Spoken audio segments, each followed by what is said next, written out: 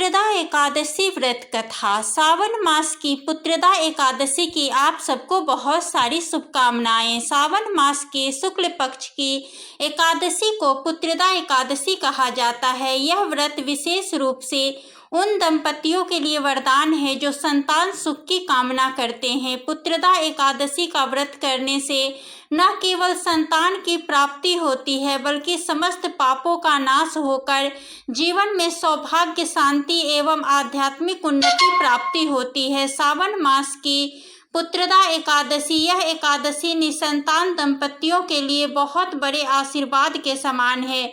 तो चलिए इसी सावन मास के शुक्ल पक्ष में आने वाली पुत्रदा एकादशी के अवसर पर हम इससे जुड़ी हुई एक पौराणिक कथा का श्रवण करते हैं। आइए आज की कथा को आरंभ करते हैं। एक दिव्य कथा जो स्वयं भगवान श्री कृष्ण ने धर्मराज युधिष्ठिर को सुनाई थी। श्री पद्म पुराण में वर्णित पौराणिक कथा के अनुसार महाराज युधिष्ठिर ने पूछा, हे मधुसूदन, सावन मास के शुक्ल पक्ष में किस नाम की एकादशी आती है? कृपया उसका भी वर्णन कीजिए। तब भगवान श्री कृष्ण बोले, राजन, प्राचीन काल की बात है। द्वापर युग के प्रारंभ का समय था। महिष्मती नगरी में राजा महिजीत अपने राज्य का पालन करते थे, किंतु उन्हें कोई भी पुत्र नहीं था। इसीलिए वह राज्य उन्हें सुखदायक नहीं लगता था। अपनी अवस्था अधिक देख करके राजा को बड़ी ही चिंता होने लगी। उन्होंने प्रजाजनों के बीच बैठ करके एक दिन इस प्रकार कहा, प्रजाजनों, इस जन्म में मुझसे कोई पातक नहीं हुआ है। मैंने अपने खजाने में अन्याय से कमाया हुआ धन भी नहीं कभी जमा किया। ब्राह्मणों और देवताओं का धन भी मैंने कभी नहीं लिया है। पुत्रवत प्रजा का पालन किया है। धर्म से पृथ्वी पर अधिकार जमाया है। दुष्टों को चाहे वे बंधु और पुत्रों के समान ही क्यों न हो, मैंने उन्हें हमेशा दंड दिया है। शिष्य पुरुषों का सदैव सम्मान किया है और किसी को द्वेष का पात्र कभी नहीं समझा। फिर क्या कारण है जो मेरे घर में आज तक पुत्र उत्पन्न ही नहीं हुआ? आप लोग कृपया इस पर विचार करें। राजा के यह वचन सुन करके प्रजा और पुरोहितों के साथ कुछ ब्राह्मणों ने उनके हित का विचार करके गहन वन में प्रवेश किया। राजा का कल्याण चाहने वाले सभी लोग इधर उधर घूम करके ऋषि सेविक आश्रमों की तलाश करने लगे। इतने में ही उन्हें एक आश्रम पर मुनि श्रेष्ठ लोमस जी के दर्शन हुए।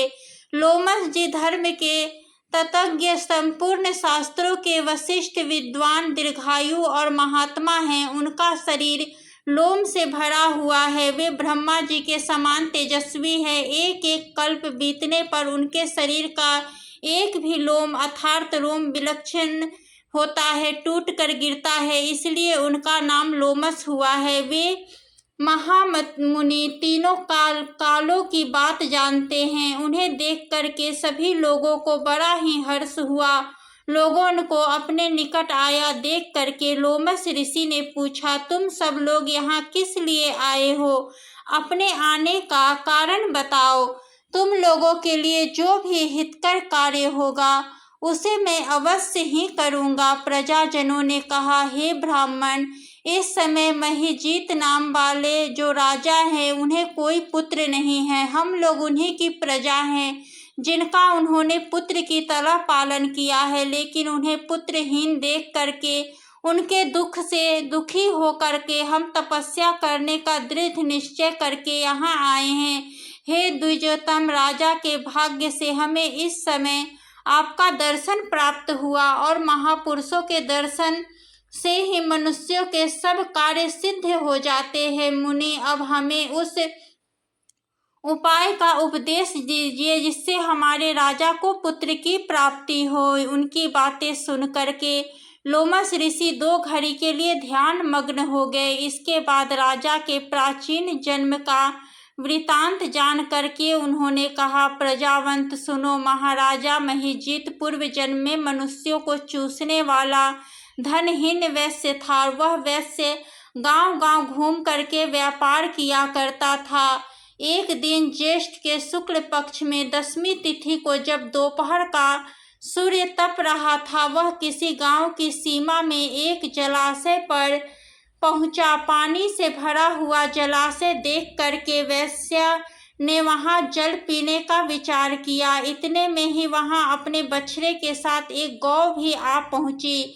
वह प्यास से व्याकुल और गर्मी से पीड़ित थी, इसलिए तालाब में जा करके जल को पीने लगी। लेकिन वैश्य ने पानी पीती हुई उस प्यासी गाय को हाँक कर दूर हटा दिया और स्वयं पानी पीने लगा। उसी पाप कर्म के कारण राजा इस समय पुत्रहीन हुए हैं। किसी जन्म के पुण्य से इन्हें निष्काम राज्य की प्राप्ति हुई है। प्रजाजनों ने कहा, मुनि, किंतु पुराणों में तो उल्लेख है कि प्रायश्चित रूप पुण्य से भी पाप नष्ट हो जाते हैं, इसलिए कृपया करके ऐसे पुण्य कर्म का उपदेश दीजिए जिससे उस पाप का नाश हो सके। तब लोमश ऋषि बोले, प्रजाजनों, श्रावण मास के शुक्ल पक्ष में जो एकादशी होती है वह पुत्रदा के नाम से विख्यात है। वह मनोवांछित फल प्रदान करने वाली है।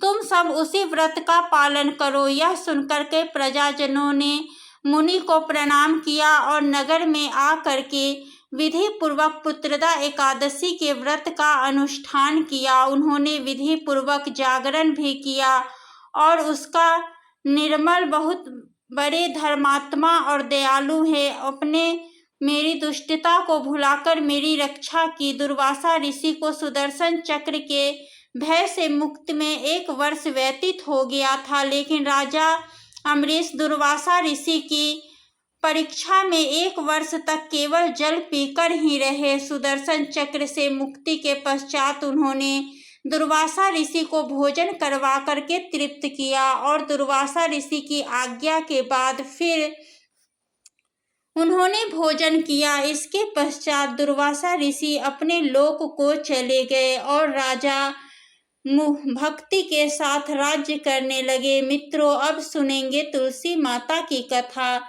इन कथाओं को जो भी भक्त सच्चे मन से हर एकादशी व्रत के दिन, पारण के दिन सुनता है, भगवान हरि विष्णु उसकी मनोकामना को पूर्ण करते हैं और अंत में मोक्ष प्रदान करते हैं। एक बार भगवान शिव ने अपने तेज को समुद्र में फेंक दिया था। उसी एक महान तेजस्वी बालक का जन्म हुआ और यही बालक आगे चल करके जालंधर के नाम से पराक्रमी दैत्य राजा बना, जिसकी राजधानी का नाम जालंधर नगरी था। दैत्यराज कालनेमी कन्या वृंदा का विवाह जालंधर से हुआ। जालंधर महाराज था। अपनी सत्ता के मध्य में और अपनी शक्ति के मध्य में चूर अपने माता लक्ष्मी जी को पाने की कामना से युद्ध किया, परंतु समुद्र से ही उत्पन्न होने के कारण माता लक्ष्मी ने उसे अपने भाई के रूप में स्वीकार कर लिया। वहां से पराजित हो करके वह देवी पार्वती को पाने की इच्छा से कैलाश पर्वत पर गया। भगवान देवाधिदेव शिव का ही रूप धारण कर माता पार्वती के समीप वह गया, परंतु माता ने अपने योग बल से उसे तुरंत ही पहचान लिया और वहां से वह अंतर्ध्यान हो गई। देवी पार्वती ने क्रोधित होकर के सारा वृतांत भगवान विष्णु को सुनाया। जालंधर की पत्नी वृंदा अत्यंत ही पतिव्रता स्त्री थी। उसी के पतिव्रत धर्म की शक्ति से जालंधर न तो मारा जाता और न ही पराजित होता।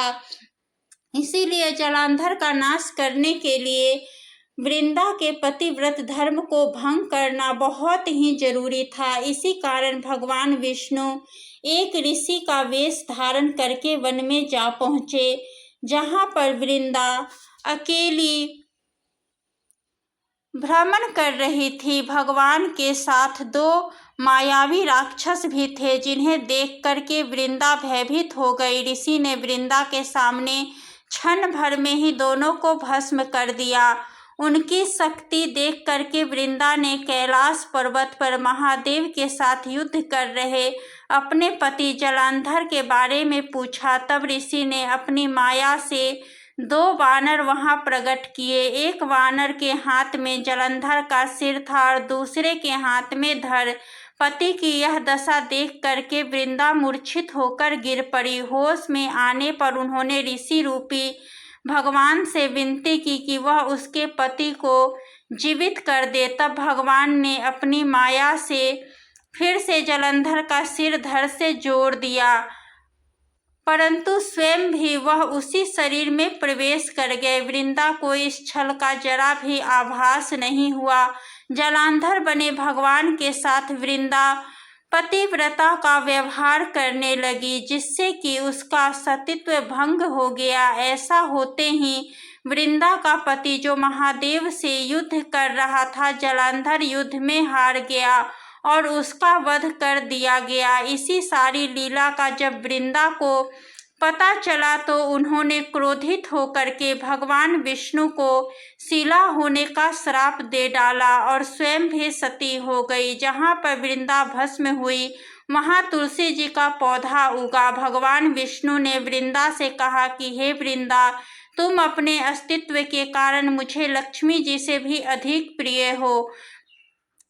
अब तुम तुलसी के रूप में सदा ही मेरे साथ रहोगी। जो भी मनुष्य मेरे शालिग्राम रूप के साथ तुलसी जी का विवाह करेगा, उसे इस लोक के और परलोक में विपुल यश की प्राप्ति होगी। जिस घर में तुलसी जी होती है, वहाँ पे यम के दूत भी असमय नहीं जा सकते। चाहे मनुष्य जितना भी पापी क्यों न हो, मृत्यु के समान समय उसके प्राण मंजरी रहित तुलसी और गंगाजल मुख में रखकर निकल जाते हैं। वह पापों से मुक्त होकर के बैकुंठ धाम को प्राप्त हो जाता है। जय माता तुलसी।